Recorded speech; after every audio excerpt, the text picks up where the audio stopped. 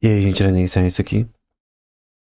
A gente vai começar hoje com o prometido, graças a Deus, né? O curso Concebido em Liberdade, ou Conceived in Liberty, que é o livro do Rothbard, sobre...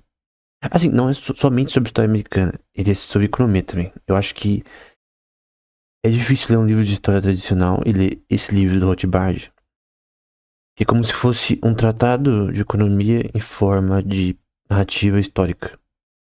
Então, o meu objetivo nesse curso, na verdade, pequeno, é apenas mostrar os principais pontos econômicos e políticos que você tem sobre história americana dentro dessa obra de Rothbard. Eu não vou falar aqui muito sobre história apenas, eu só vou focar na parte pontos econômicos que são importantes individualmente nesse contexto, né? Inicialmente nessa aula a gente vai fazer umas preliminares, né? Então a gente vai dar um... Ele também faz isso, tá? No começo ele dá uma história muito bem feita, extensa, né? Sobre a situação econômica da Inglaterra e Europa antes de Colombo chegar aos Estados Unidos. Isso é muito importante. Porque os Estados Unidos não apareceu numa bolha, né? A gente apareceu, puff, os dólares começou a ficar lá, enfim. Então você tem que se ater às preliminares. Então essa aula especificamente vai ser as preliminares e, obviamente, é importante porque você entenda o posterior. Bom, então o livro base é esse, né? Eu tô usando a versão do Von Mises Institute, que é uma versão de 1.600 páginas, que tem os 5 livros juntos num livro só. Que é esse livro aqui na prática físico, né? Bom, vamos para as preliminares, né? Eu não vou começar com Sumérios, né? Não vou começar em Adão, não, tá? Vou começar no Império Romano, apenas questões básicas e, assim, eu vou passar o máximo rápido possível. Então, aqui você tem o Mar Mediterrâneo, Mar Cáspio, Mar Negro, Mar Vermelho, Golfo Persa. Ali você tem o Oceano Atlântico e o Mar do Norte. E tudo isso aqui vai ser importante porque a Inglaterra ela vai ser um país nesse meio de transações europeias já. E depois ele vai descobrir o Novo Mundo. E aí vai ser um outro asset para o imperialismo futuro inglês. Mas ele já era um país desenvolvido, obviamente, muito bem desenvolvido até então. Mas aqui é um mapa do ápice do Império Romano em 1117 depois de Cristo. E uma coisa que eu quero que você note, que é muito importante, é que a Inglaterra tá aqui e aqui tá em vermelho. Por que aqui tá em vermelho? Roma conquistou de fato o que era, entre aspas, os ingleses na época, os britânicos, né? A Britânia. Só que eu tenho que dizer que, primeiro, UK, né? No caso, a União. O que hoje é UK, né? Que é Wales, que é País de Gales, né? País do Bale lá, do Gareth Bale lá do. Que era do Real Madrid. Escócia, essas regiões, elas. Anteriormente, por que elas não foram conquistadas por Roma, né? Basicamente, por muito tempo, os escoceses, que eram os escoceses aqui, eles eram basicamente tribos sem muito desenvolvimento, né? Os Pictos, por exemplo, pra quem já viu Bran McWarn aí do Howard, né? Que é uma obra que até o Pipoca e Nanquim publicou associada. É uma história fictícia, né?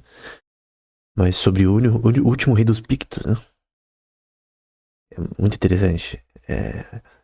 Em relação à inspiração de um povo que realmente existiu. E ele aparece no livro da história eclesiástica de Bede, né? Que é uma histórica da Inglaterra. História da Inglaterra. Não só da igreja, né? Também de outros aspectos da Inglaterra. Um livro muito bom e é uma das fontes primárias aí em relação a esse tema. E então era uma região bem dividida. Só que Roma só conquistou por razões econômicas, né? Eu lembro de um curso sobre história da igreja do Gerard Bray, em que ele demonstra isso com muitos detalhes, né? Como ele poderia conquistar tudo aqui, só que tudo era inútil, né?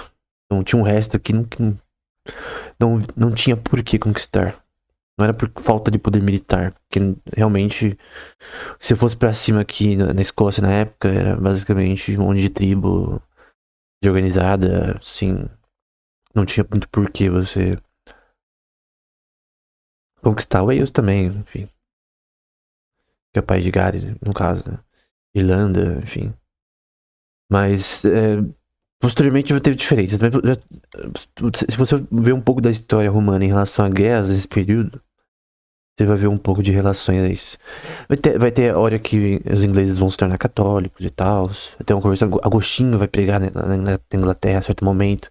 A história eclesiástica de Bede fala sobre isso, enfim, mas eu não vou me meter com tantos detalhes. Né? Então aqui é a Britânia, né? Tem esse mapa aqui mostrando em 150 depois de Cristo. Você já tem ali estradas principais, rios importantes. Uma coisa importante para quem estuda geografia e economia, né? Rios são importantes e lugares plantáveis, né?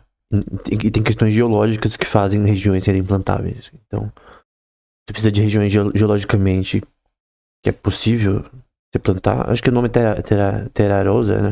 Não lembro exatamente o nome do tipo de geologia que você tem para plantações, mas você tem que ter rios e lugares de pesca. Normalmente é um padrão até hoje.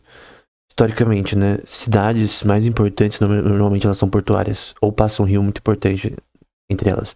Não necessariamente, mas normalmente é assim. Você vê em qualquer país, você vai ver que esse é o caso. Normalmente são cidades portuárias, não necessariamente. Então, Londres, por exemplo, você vai ver que ela tá aqui, ó. Dá pra ver que ela tá numa região praticamente portuária, né? Então, você tem várias regiões aqui que não é uma homologia ainda, né? Não é um sistema homogêneo ainda. Então, você tem várias divisões da Britânia nesse período ainda, né? Então, por exemplo, você tem aqui Atrebates, Icene, Coritane, Pridem, Durótriges, vários nomes estranhos, Caledone. E um ponto importante é que você tem também religiões pagãs que vão surgindo nessa região aqui, também na Escócia. Tem que entender que é uma cultura diferente. Irlanda também. Irlanda vai ter, por exemplo, posteriormente alguns padres, como por exemplo Bonifácio, que vai pregar aos irlandeses. Patrick, na verdade, o Bonifácio não, é o Patrick, né? Saint Patrick. Saint Patrick. Lembro do nome dele, história da igreja, porque eu marcou muito ele, né? Eu acho que ele é bem interessante. Bonifácio, se não me engano, é os germânicos, né? Povos germânicos. Saint Patrick é Irlanda. Mas tem a região ali da País de Gales e tem. Você não tem uma coisa homogênea e, por exemplo, línguas também diferentes. No contexto de Wales, né? No País de Gales, no caso. Pra quem gosta de Vinlândia já sabe como é, né? E aí, posteriormente a gente tem a queda de Roma, né? A queda do Império. Como que caiu o Império Romano? Normalmente a explicação mais básica é que o Império foi ruindo gradualmente, virou uma estrategocracia, né? Governo de generais. E basicamente você não tinha uma união forte, você já tinha, posteriormente vai ter uma quebra com Constantinopla, né? Aí é posteriormente, tá? Nesse caso já tinha igreja do ponto de vista estatal desde Constantino, já estava bem desenvolvida já.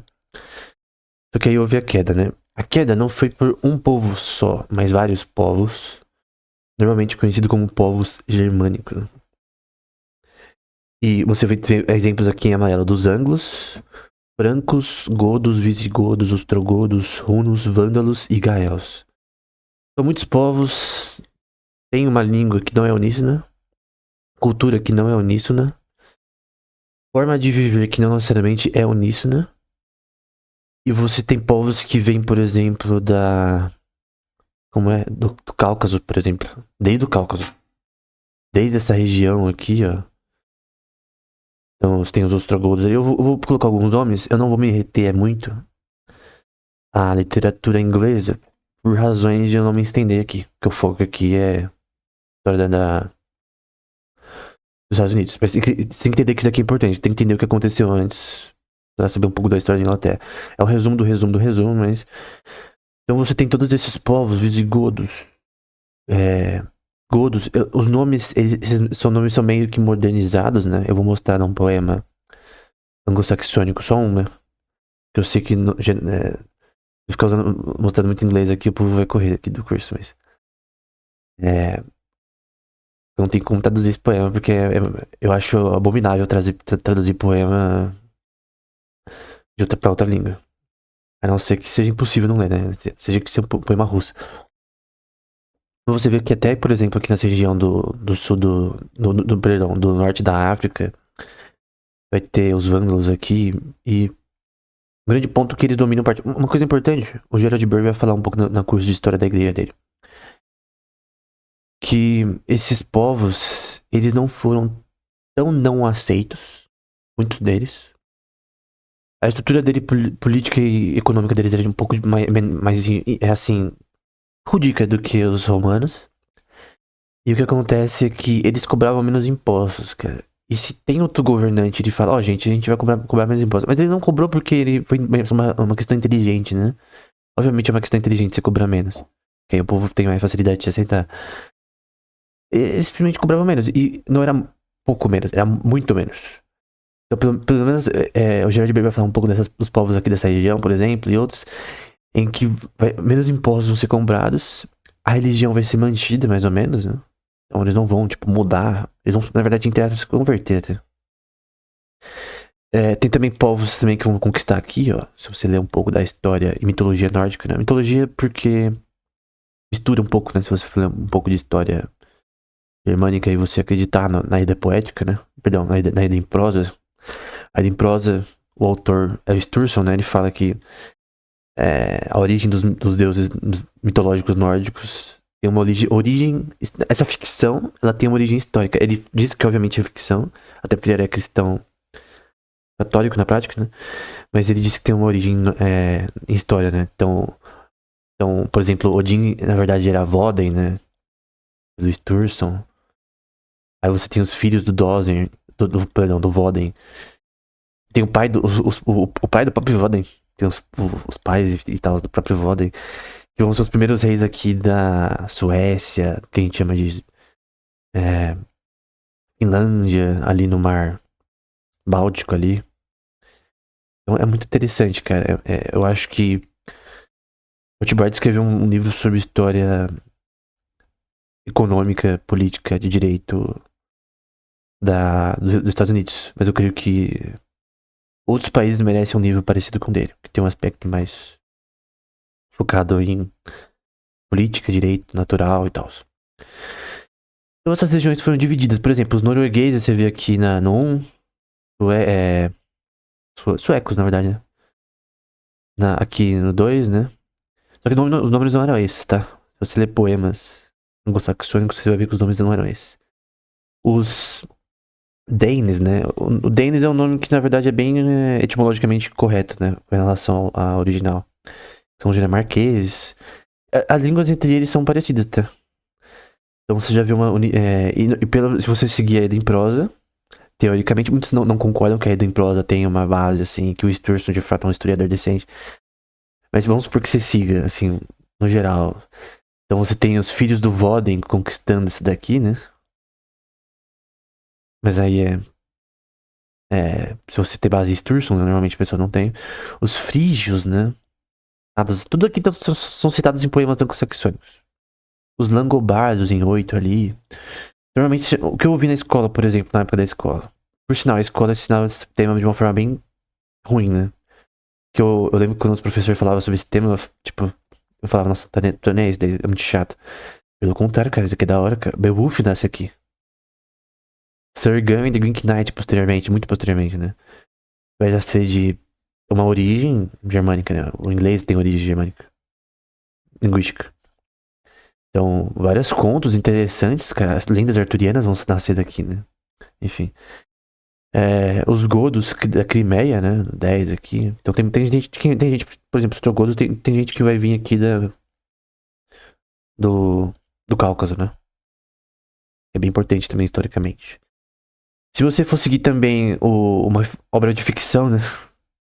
Tem uma obra de ficção, tá? Que eu já vou mostrar já, acho que é do Plymouth, eu não lembro o nome dele exatamente, de cor. Ele fala que um cara chamado Brutus, né? Que seria como se fosse Arthur seria descendente do Brutus, que ele foi desde o Cáucaso até Roma, depois ele foi até um dos primeiros a chegar a esse daqui. Já tinha gente aqui, tá? Já tinha gente aqui, né, nas áreas onde a gente chama de Inglaterra há muito tempo, tá? Mas ele vai falar que teve toda essa viagem e tal, mas é provavelmente mentira, é ficção, né? Mas, enfim. Se você estudar um pouco, talvez possa ter uma noção aí que você tem conexão entre povos que, por exemplo, quem seriam os anglo-saxões, né? De onde eles vêm, né? Então tem várias teorias em relação a isso. Mas enfim. Essa vai ser a única parte de inglês no curso, tá? Eu só tô mostrando isso aqui porque eu quero mostrar essa imagem de uma forma mais historicamente interessante. De uma forma mais historicamente interessante de um poema chamado Widsith, poema anglo-saxão. É o único que eu vou mostrar porque aqui não é história inglesa, né? Nem literatura inglesa. Então, Átila, ele reinou sobre os Hunos. Então, a gente vê aqui, por exemplo. Acho que não tem aqui Hunos, mas os Hunos eles estão aqui, né? Aqui, ó, a capital dos Hunos. Normalmente você lembra de Átila e Huno, na verdade, normalmente, né? Eurameric dos Godos, esse nome é muito interessante. Eurameric aparece em outros poemas. Beca dos Baningas, Gífica dos Burgúndios, Císar dos Gregos, Télico dos Finlandeses, Fins, Agena dos Hourings, Eoden dos Glons. Eu não sei se Eoden tem a ver com o Voden, né? Tô chutando aqui. Wita dos Svaegings, né? O Wade dos Helsings. Esses Helsings, se eu não me engano, é de Vikings. É um termo pra Vikings. Meca dos Mirgingas. Mirgingas que é um povo interessante ali que é citado nesse poema também. Se eu não me engano, o autor é de... Eu não lembro se o autor é desse. Porque esse autor, ele meio que... Era um peregrino que passou por todos esses povos, né? E aí você tem outros aqui, não vou citar todos aqui. Por exemplo, Teodoric é um nome interessante, dos francos, né? Por sinal, Tolkien usa um desses nomes também nos seus livros, né? Alguém manja de Tolkien aí. Ele usa vários poemas anglo-saxônicos nos seus livros. Obviamente, o cara era especialista nisso. E você tem outros aqui. Aqui, por exemplo, o Finnfolkvangin dos Frígios. Então você tem esses povos que de fato existiram com nomes originais daquela época. Da época desse poema que não é tão assim. Dá pra bater uma tela. Ah, é dessa época aqui. Mas aqui é muito importante para a história da Inglaterra, da formação da Inglaterra posterior, em que normalmente esses poemas eles têm um caráter cosmovisão cristã. Então é pós aí século VI já. Então pós século VI já tem um cristianismo ali, católico ali, pré-católico ali. Se você for seguir que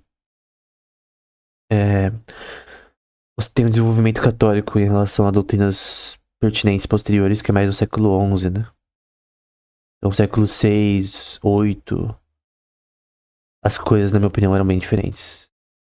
Então, é um ponto. O Sigihir dos Ciadanes, que no caso são os... que é o 3 aqui, né? Dinamarqueses, né? O Beowulf foi na Dinamarca, normalmente. Normalmente acredito que foi na Dinamarca. E era o rei dos Danes, né? Dos dinamarqueses.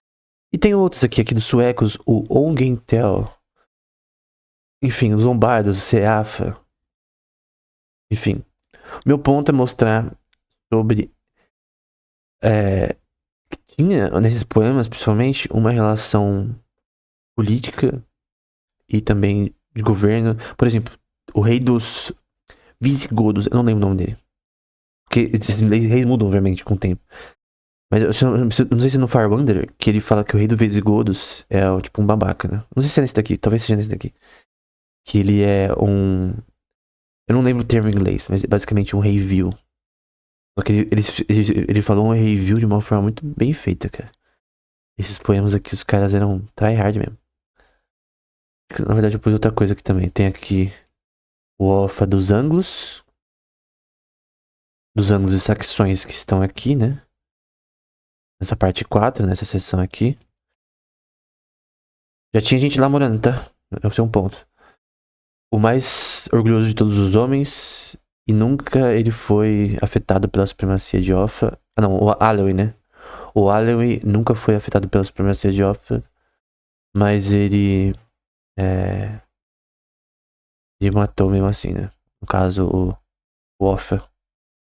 Enquanto era um menino, o maior dos reinos, né? E aí, com uma única espada, ele estendeu nas suas bordas dos Mirgingas. Tem um pouco de política aí.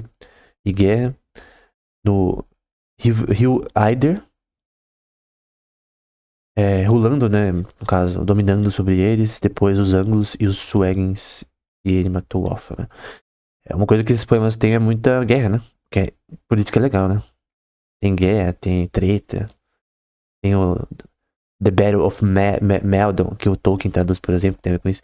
Aqui eu estou mostrando, de certa forma, alguns poemas, como por exemplo, tem o Battle of Meldon, que é uma luta contra os vikings. Beowulf. Na verdade, é uma guerra por proteger a sua própria terra, né? Que os caras invadem, né, na prática. A morte de St. Gulak. Gênesis A e B, muitos desses poemas são cristãos, né? Tem uma cosmovisão cristã. Êxodos. E muitos desses, pra minha opinião, são bons até pra protestantismo, cara. Então, eu creio. Eu no geral, não discordo em nada desses poemas, na maioria. Eu li praticamente todos.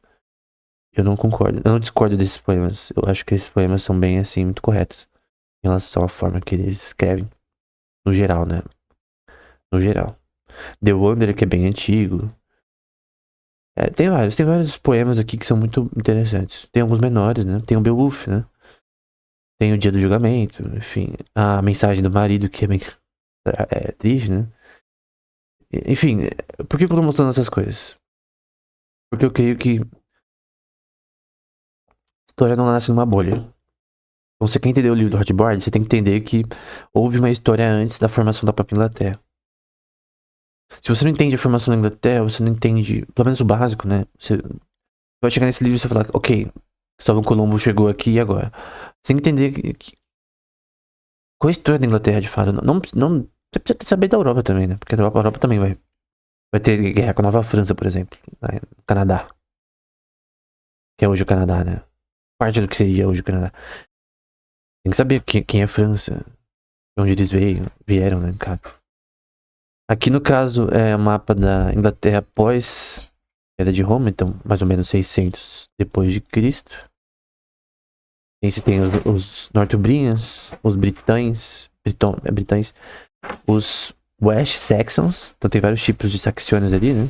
Tem os do Sul, do Oriente, do Middle Saxons.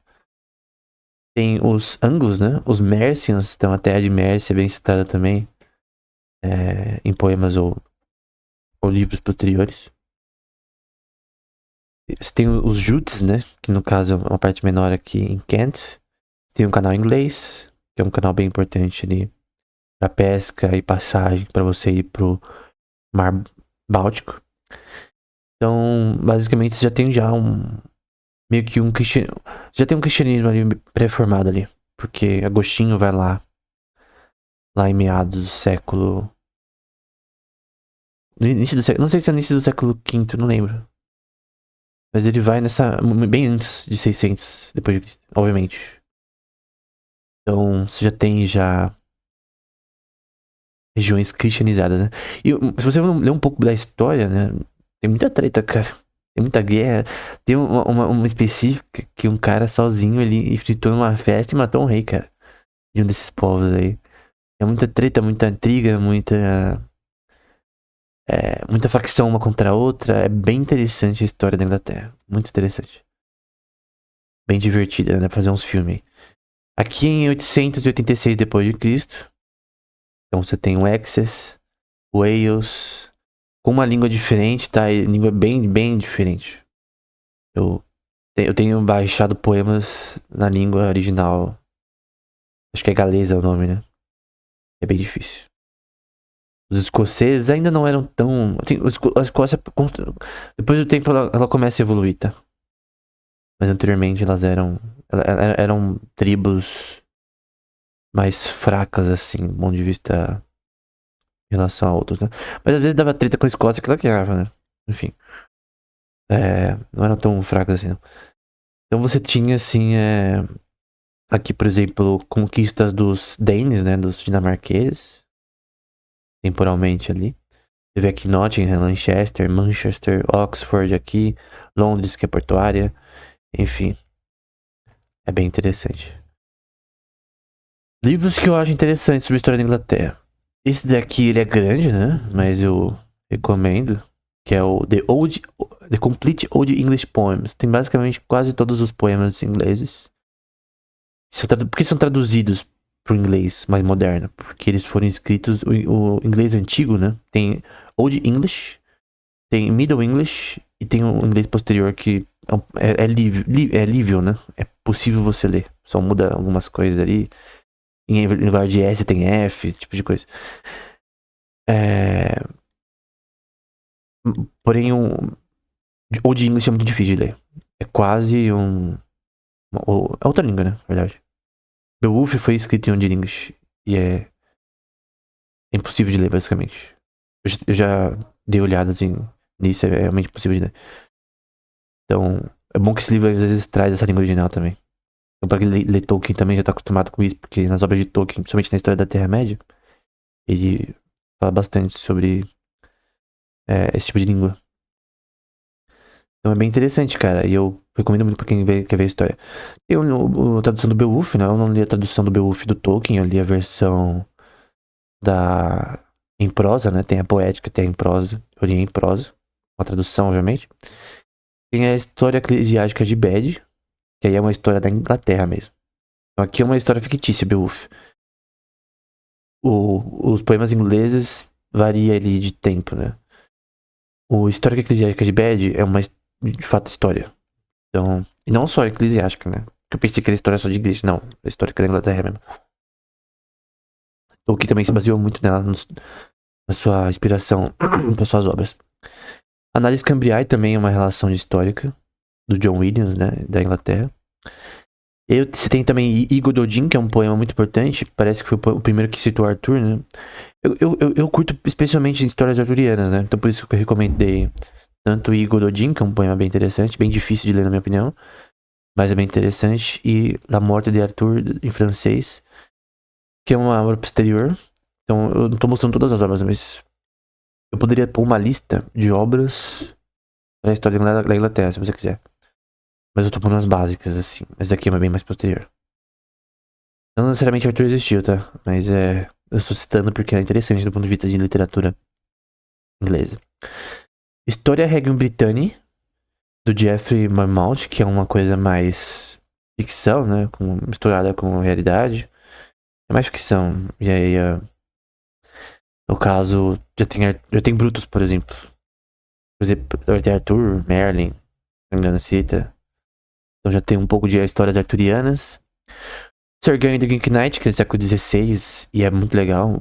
Tem a versão em prosa, que eu vi a versão em poema. A versão em poema é um pouco mais difícil de entender. Pra mim, pessoalmente, eu acho mais difícil de entender. Mas é basicamente ficção, né? E Sir Gawain é um dos cavaleiros da Tábua Redonda. Mas é algo mais posterior, fictício, né? The Black Book of Carmarthen, ou em partes, também é um livro mais de histórias arturianas. Eu só quero mostrar porque tem relação com mitologia e história. Algumas partes são mais ficção, mas eu acho que é importante porque, cara, quem é o idiota que vai falar que ler Romero é inútil pra quem quer ver sobre história grega? História e sem seguir Strabo sobre geografia, né? Porque, segundo Strabo, Romero é o primeiro geógrafo. Então, você quer saber sobre história? Obviamente tem a maioria é ficção, mas mesmo assim você tem um pouco ali de uma história misturada com ficção, que acaba sendo importante. Então, ler Romero é importante, até porque todos os filósofos citam Romero. Então, você tem que ler Romero para você entender um pouco mais da cultura grega. Assim também eu creio que para você entender a cultura inglesa, tem que é importante você ler a literatura que eles continham, né? Que faz parte da formação deles. Eu creio que é relevante. Agora a gente vai pra parte de viagens, né? Então, essa foi pra quem gosta do mangá Vinland, né? Essa parte você já tá acostumado. Que é basicamente a terra do Thorfinn, né? Thorfinn de fato existiu, era em Iceland. Eu sempre confundo Iceland, eu acho que é Islândia, né? Em português. E basicamente, o Thorfinn, o Leif Erikson, no caso, né? Tem as sagas do próprio Leif Erikson na literatura nórdica, né? Então tem as sagas dele mesmo. Das viagens dele para a América do Norte. Então eles são, tecnicamente, talvez os primeiros, né? E o próprio Rothbard cita ele no livro. Então tem uma parte no começo do livro que ele cita o Leif Erikson como um dos primeiros a chegarem nessa região. Greenland, obviamente, é uma terra que não...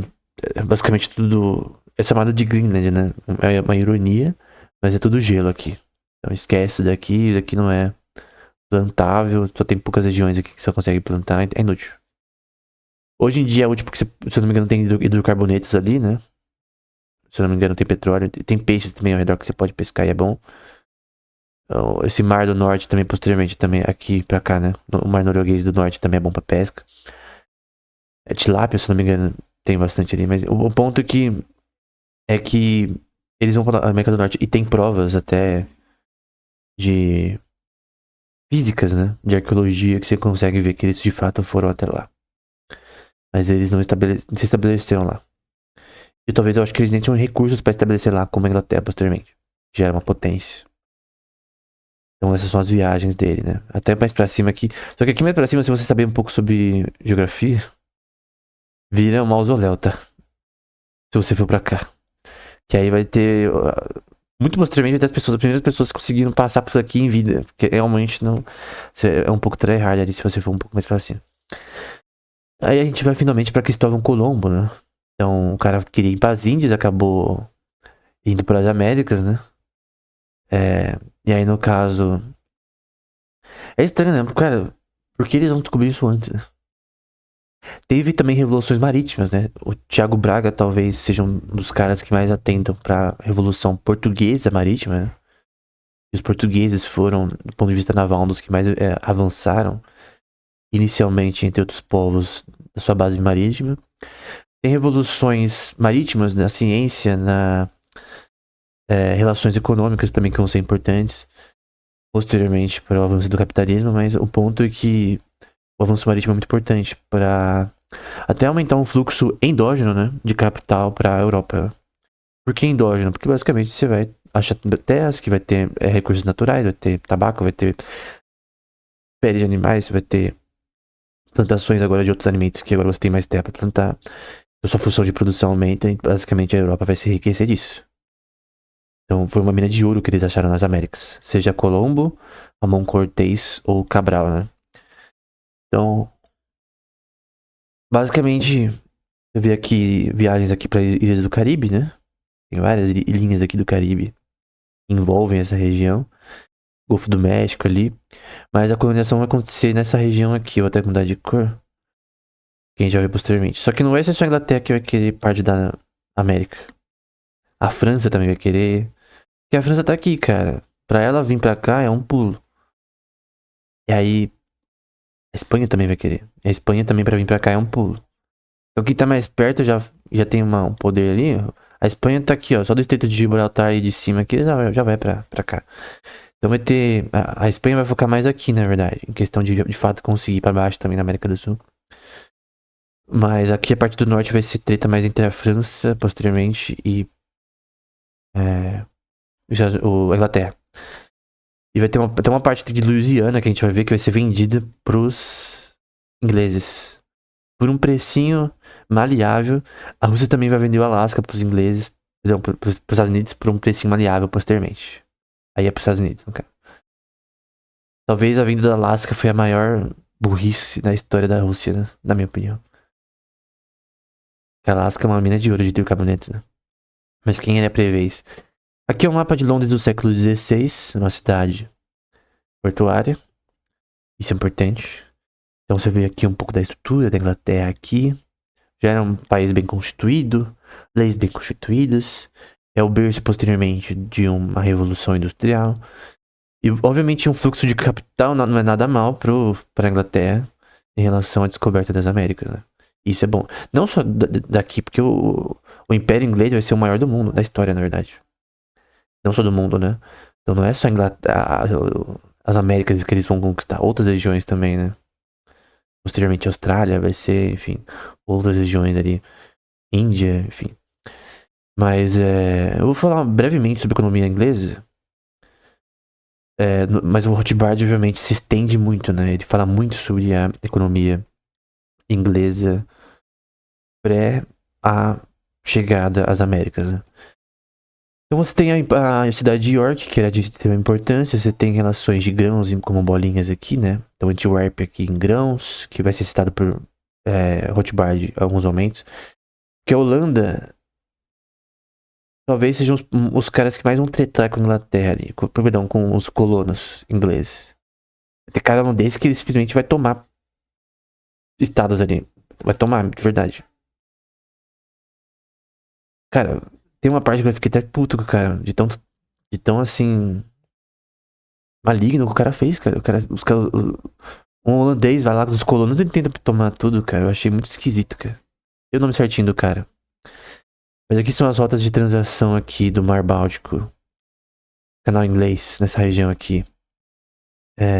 Da própria Europa, como um todo. E obviamente Londres, ela tinha um comércio com toda a Europa. Então você tem aqui conexão com o Mar Adriático. Posteriormente tem o Mar Egeu. Não tinha o canal de Suez, né? Então você não poderia ir facilmente ali pro Mar Vermelho.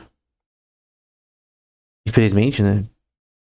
Então o canal de Suez foi construído posteriormente, né? Que é um canal entre o Mar Mediterrâneo, passando pelo Egito, né? Até o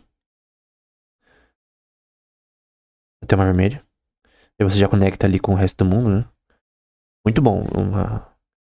Uma engenhosidade humana criar o canal de Suez, né? Naquela época não tinha. E basicamente você tinha com a França, Portugal, todo mundo se transacionava, né? Menos na época de Napoleão. Aí você tem. Tô brincando. Mas é verdade. Você tem aqui ferro, você tem peles, fur, né? Que é o termo que Rothbard usa. O termo fur. É peles. Roupa, né? Matéria-prima de roupa. Todo mundo. Roupa é uma coisa, querendo ou não, inelástica, né? Em alguns aspectos, né? Todo mundo precisa de roupa. Então, todo mundo precisa de produção de roupa naquela época, obviamente. Não é inelástico, mas em alguns aspectos. Pra nós, hoje é elástico, né? Então você vai comprar roupa porque você quer e tal. Não precisa de mais roupa, mas naquela época talvez seja diferente. Então você tinha essas rotas de comércio, você tinha a rota mais mundial entre o mundo todo.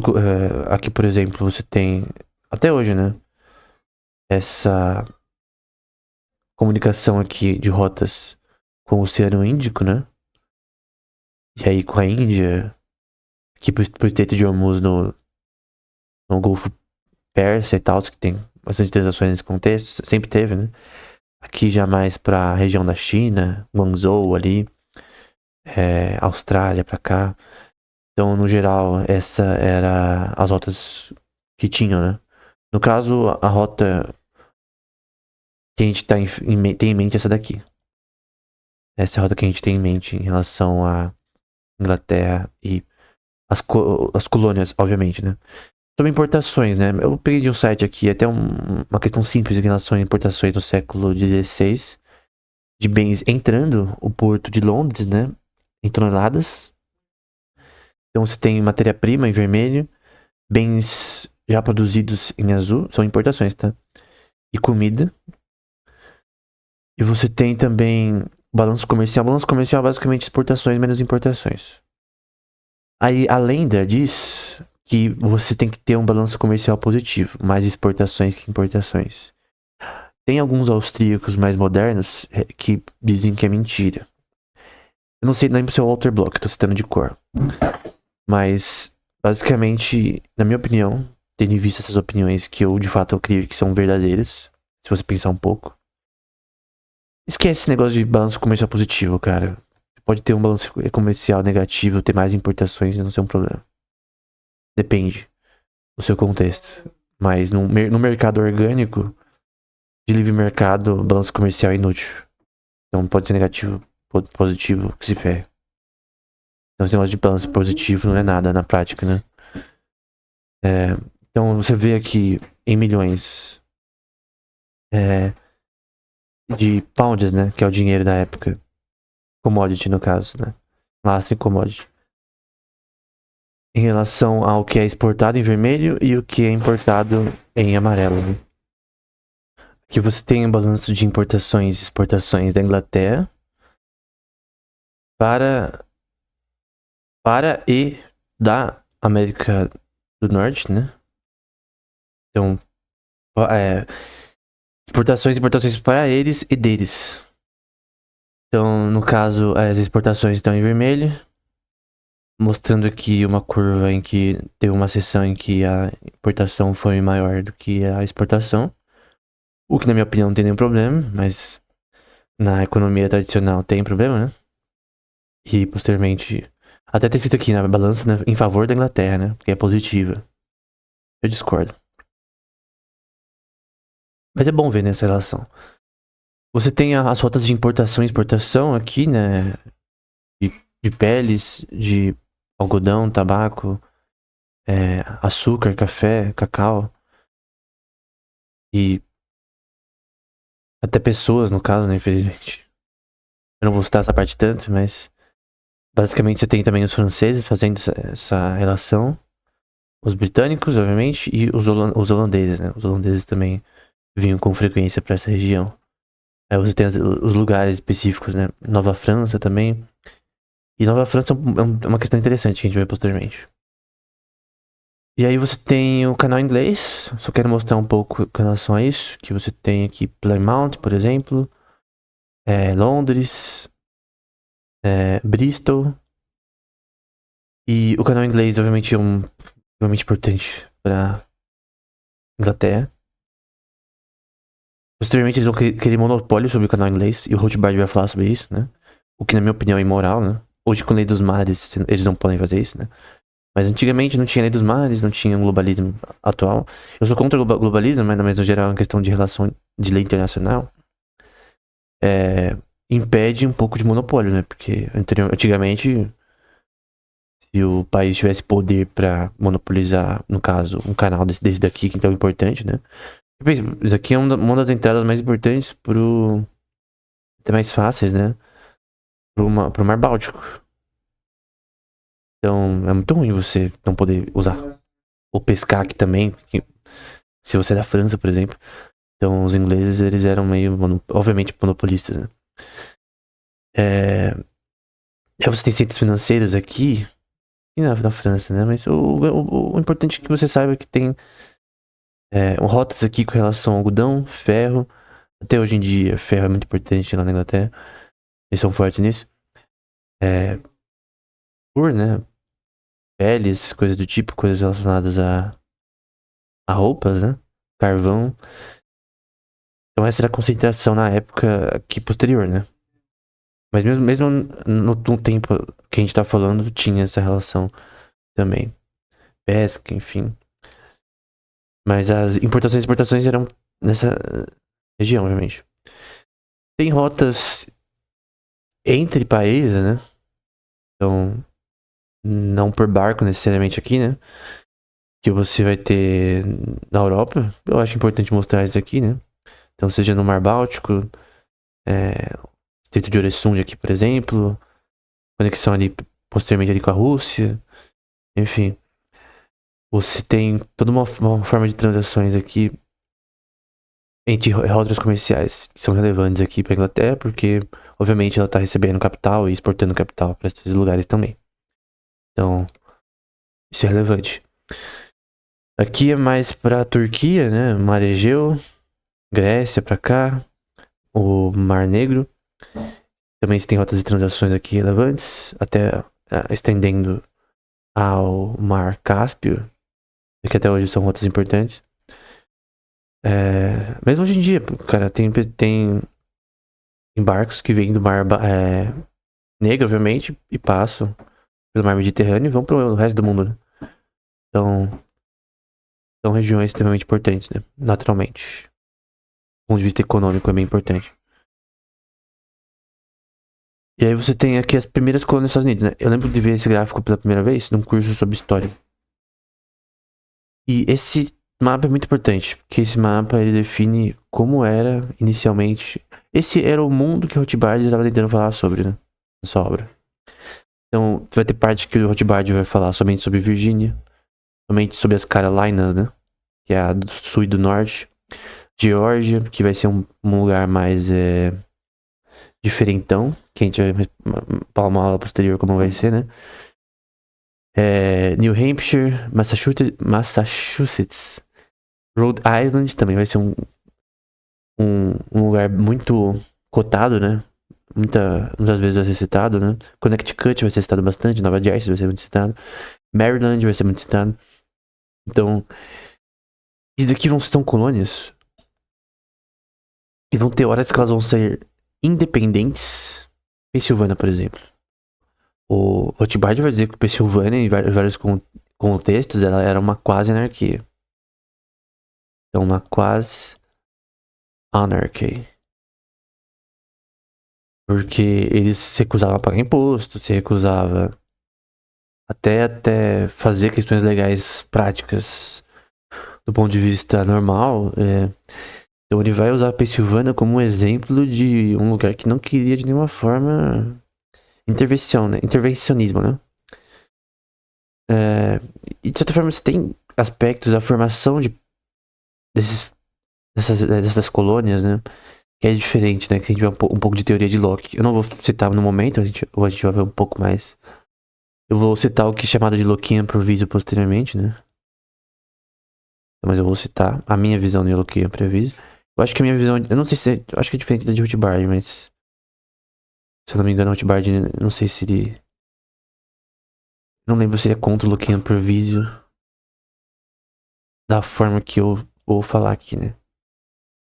Em relação a misturar tabaco com a terra, a forma que isso é correto. Por exemplo, o próprio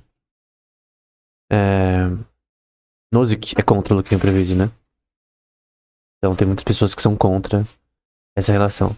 Mas o grande ponto é que é isso que a gente vai falar nas próximas aulas, né? Sobre economia dessas regiões. Aqui outro mapa, né? Também é a mesma coisa, cara. Aqui você tem partes aqui Long Island, a Baía de Delaware, enfim, é a mesma coisa. Então aqui também você tem outra relação com a questão de religião ali, e é muito importante, o Rothbard cita muito isso. Então vão ter anglicanos, congregacionalistas, luteranos, presbiterianos, vão ter os puritanos. Eu acho que o que mais dá problema é os puritanos, cara. Eu não sei exatamente. Tipo, obviamente o Rothbard critica os puritanos de uma forma muito correta. Eu, por exemplo, eu já li bastante puritanos. Eu tenho muito que ler ainda, né? Então já li livro do John Owen. Já li livro e pregações de diversos puritanos específicos. Eu não conheço puritanismo em questão de pregação, em questão de livros. Tenho muito que ler ainda, mas eu conheço. John Bunyan, eu li bastante dele. Seja poemas, seja livros. Eu até estava fazendo uma tradução de um livro de John Bunyan sobre Hebreus, né? E o comentário dele de Hebreus, né? Não um comentário, é basicamente um livro sobre Hebreus. Eu não sei porque muitos dos puritanos agiam daquela forma que eles agiam, de forma tanto autoritária, né? Em alguns contextos, né? Por exemplo, em Salem, por exemplo. Ele vai citar as bruxas de Salem, por exemplo. Em algumas questões eu creio que os puritanos eles eram totalmente malucos, cara, sendo sincero. Então, eu não sei exatamente a diferença entre os caras que eu li sobre puritanismo e o puritanismo na prática por outras pessoas, porque tem uma diferença. Porque ele cita John Owen, por exemplo, o Rothbard em certos aspectos que eu achei um pouco diferente. É porque eles tinham uma visão de misturar com o Estado, né? Então, os puritanos eles ainda se misturavam com o Estado. E igreja com o Estado não funciona, cara. Do ponto de vista teológico, não faz sentido. Que a religião com o Estado era só no período do Antigo Testamento. No caso, Israel era um Estado criado por Deus. Deu as terras, conquistou as terras pela força. E conquistou ali. No caso, Deus guiou Israel para conquistar aquela região. Aquela região que era de Abraão, inicialmente. Uma das primeiras pessoas a estar naquela região e se fortalecerem foi Abraão. Aquela terra foi dada por Deus a Abraão. E no caso, o grande ponto é que quando você vem em Cristo e vem a pregação por gentios e tal, você não tem mais isso. Cristo não veio unir com o Estado, a igreja. Pelo contrário, não tem nada a ver. Na verdade, é isso que pensaram que o Cristo iria fazer, mas ele não fez isso. Então, o meu ponto é que, posterior à vinda de Cristo, cumprimento da lei e, finalmente, o início da igreja cristã, que a gente diz, né? Misturar com o Estado não faz sentido. Não tem lógica, cara. Então, o que Constantino fez foi errado, cara. Não tem lógica. Não, não faz sentido. Mas eu entendo que tem razões do porquê eles misturaram inicialmente com o Estado. Mas foi um erro, obviamente. Então os puritanos, em questão de prática, foram bem errados nesse contexto. Mas a literatura deles é boa. Importa a minha opinião pessoal. Questão de commodities, né? Você tem embarcações que vêm de todo lugar, mas você tem algumas regiões que são mais focadas em mineração, mais focadas em farmar certos grãos específicos, algodão, pesca, enfim. Só que, por exemplo, a gente vai ver um exemplo de uns caras que tentaram cultivar seda em uma certa região. Aí o Hotbar vai falar, cara, nunca ia funcionar cultivar seda ali. Só que foi uma relação inorgânica, porque foi uns oligarcas ali que queriam fazer isso, né? Eu vou falar posteriormente o que são, né, esses oligarcas específicos. Mas basicamente mostra como o intervencionismo não funciona. Nada tentando produzir não funciona. Aqui é outro mapa, né, desse site do National Geographic sobre algumas commodities como grãos aqui, né? Em certas regiões. Em Providence, Kings County, Kent County, em Bristol County, Newport County. Você vai ver produção de algumas das commodities em regiões específicas, né? Algumas vão ser grãos, vegetais. É assim, cara, onde naturalmente tem recursos que fica melhor de uma commodity específica. Tipo, você não pode criar do nada um lugar que é bom em mineração de carvão. Vai ter um lugar do jeito que Deus fez ali que é bom pra carvão. Aí você vai lá e vai usar dentro da sua jurisdição, né? Uma coisa também, que em relação ao mapa dos Estados Unidos, cara, ele é muito. Assim, eu vejo isso muito no mapa chinês, cara. Se você pegar ali da área ali do Oriente para o Ocidente chinês, você vê muito essa questão de rios importantes. E de rios que eles bordam a cidade de uma forma interessante, muito boa do ponto de vista de você cultivar, de você ter sociedade ali. Eu já, no curso sobre comércios marítimos, eu falei sobre isso, né? Que a China é muito ramificada em questão de rios. Mas os Estados Unidos também. De forma bem bonita e de forma bem, assim, estruturalmente boa. Seattle, principalmente, né? Mas isso é bom economicamente. Esse é o meu ponto, né? Então, a região ali das colônias é muito boa para transações de navios que vêm ou saem de lá. E você tem aqui bens produzidos vindo da Inglaterra para as colônias, indo das colônias para a Inglaterra. Então, arroz, tabaco, muito tabaco principalmente, tá? Tabaco é uma commodity que é basicamente uma moeda. Pólvora, pele, enfim, fur, né? O grande ponto é que muitas dessas transações vão ser. A coroa inglesa, ela vai meio que colocar proibições em certas colônias em certos períodos. As colônias não eram homogêneas e o controle sobre elas não era homogêneo. A gente citou Pensilvânia, então o Rothbard fala disso constantemente. Só que o grande ponto é que a coroa cada vez mais vai tentar controlar as colônias. Gradualmente. Só que em certos aspectos, inicialmente elas eram meio que autarquias. Só que em alguns aspectos vão ter horas que vai ser controlado mais pela coroa, outra hora vai ser menos. Não é uma coisa que é uníssono, né? Ao longo da história, né? Aí você tem a rota também citada por Rothbard, obviamente, que é Mayflower. Então, é uma corrente aqui que já segue aqui para a Europa. Então, é uma das rotas importantes, né? Você tem... Eu não consegui pegar esse GIF porque o Canva não me deixou trazer esse GIF. Mas, basicamente, é um GIF que mostra como foi a evolução ao longo dos anos das colônias até essa parte aqui do outro lado. E demorou para ser colonizado, né? Então até colonizar essas outras áreas e nessas áreas demorou bastante. E depois a gente vai ver como a Louisiana, no caso, foi, foi os franceses, né? Que da Espanha, mas depois foram os franceses. E foi vendida por um certo preço pros ingleses.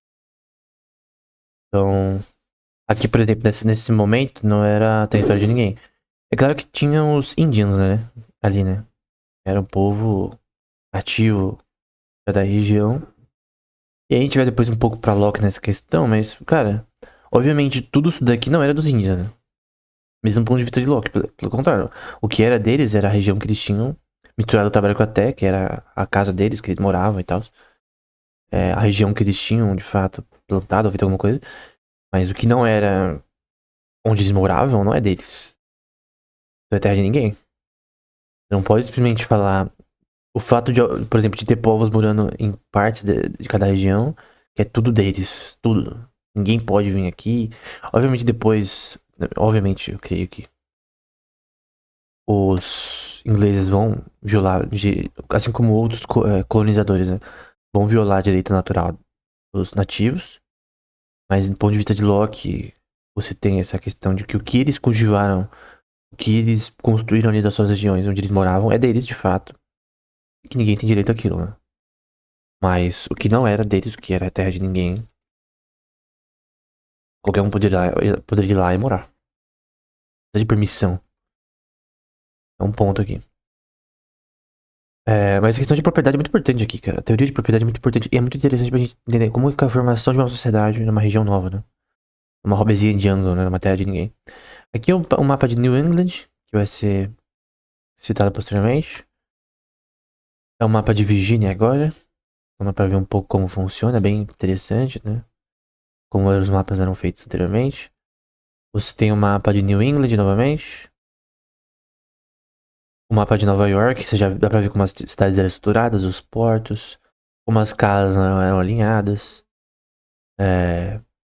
Enfim, é bem interessante. Os rios, o Hudson River, que é muito importante. River, né?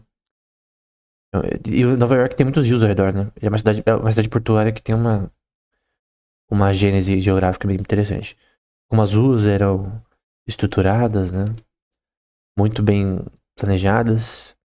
Long Island aqui também muito interessante até hoje em dia essa questão geográfica de Nova York, que depois eu vou mostrar. Aqui um pouco mais sobre portos. Novamente, exemplos de desenhos da época, né? Esse é um pouquinho mais bem estruturado, né? Questão de ver realmente como funcionava, né? Aqui novamente o porto de Nova York, que já com algumas cores. Pra ver os barcos chegando de longe aqui, né? Passaram por esse estreito. Então, o foco dessa aula, na verdade, foi, como eu disse, preliminar. A gente não citou Rothbard ainda. Nas próximas aulas a gente vai citar ele e a gente vai falar com mais propriedade sobre os pontos principais da obra, né? Mas eu queria apenas mostrar como funciona. Que, o que esse livro vai falar sobre? Vai falar sobre as colônias, né? Mas não vai falar só sobre história. É um livro sobre economia, cara. É um livro sobre história do ponto de vista econômico. E se você aceitar com Mises, eu aceito no caso, que ele fala nação humana. O estudo da economia é história e praxeologia? Então nós estamos na história. Então história é importante. Até pela complexity economics, né? História e caminho importam. Na teoria do Brian Arthur, né? Então complexity economics, a teoria do W. Brian Arthur. Eu acho que é assim ou contrário. Fica claro que história é importante, sim, pra economia. E a praxeologia, as leis econômicas você tira da história. Por que minimização de preços não funciona? Por que maximização de salários não funciona? Porque você existe a Grecian Law, a lei de Grecian, para commodities no contexto do Estado, né? Que é a visão do Rothbard. Por que monopólios estatais não funcionam? Por que monopólios só são feitos de forma estatal?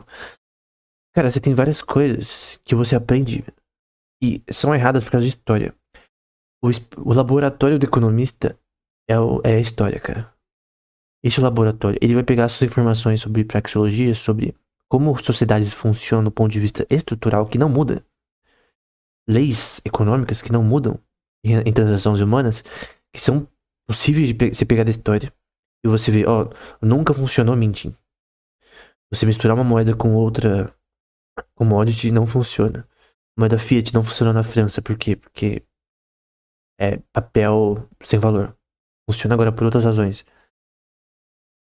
Embora não funcione na prática, né? Entre aspas. O meu ponto aqui é que, na prática, é um tratado econômico. Ah, mas tá falando sobre história, mas é um tratado econômico. E eu creio que é tão tratado econômico que ele. Não tô falando que é mais importante que o economia e o Estado, mas ele é tão importante que o economia e o Estado, porque você vê a formação de uma sociedade, né? O que você faz quando você tem, tipo, sei lá, 200 pessoas criando uma colônia? Como você faz a economia da colônia? Como que você faz, estrutura as leis? Você tá fazendo tudo do zero. Então, é muito interessante do ponto de vista de formação de capital inicial numa terra de ninguém. E terra de ninguém, do ponto de vista acadêmico, é chamado de Hobbesian Jungle, né? Então, basicamente, Locke escreveu os tratados do governo, o segundo, né? Que é sobre esse tema. O primeiro era sobre reis, né? A monarquia é antibíblico. Mas o grande ponto do segundo tratado é essa questão de propriedade. E a gente viu as teorias de Locke aconteceram na prática. Só que não acontecia da forma que a gente pensaria. Na verdade, vão ter monopólios de terra, monopólios de. Tem impostos que vão ser cobrados em certos contextos, que até eu vou discordar, cara. Em certos momentos que não deveria ser cobrada ainda ou não cobrada, né? Em certos contextos. Então você tem a formação de governos ali, que é muito complexa. E você tinha terra o suficiente pra crescer muita gente. Então isso é óbvio. Então nunca as populações cresceriam na Inglaterra, os recursos naturais da Inglaterra. Sabe por quê? Porque é o aumento de produção, em lógica proposicional de Hazlitt, é o aumento de produção que gera aumentos populacionais. Então, tendo em vista, a lei malthusiana segue assim, né? Normalmente a lei malthusiana, ela diz isso, mas diz que isso é um problema. Na verdade, não. Organicamente, se você tem uma produção endógena que cresce numa população, que é o caso aqui, então, através da formação de capital de forma correta, né? De forma sem roubar, né? Sem uma criação de capital exógena, você tem um lugar onde as pessoas podem prosperar e crescer, e aí tem uma população maior, cara. É óbvio. Então você tem funções de produção que é maior. Você tem mais terras para cultivo, você tem mais produção, você tem mais pessoas que podem se desenvolver e nascer, né? Por razões econômicas. Então, produção aumenta a população, e não o contrário. Então, essa é associada às leis malthusianas, né? Então, essa foi a primeira aula. Até a próxima.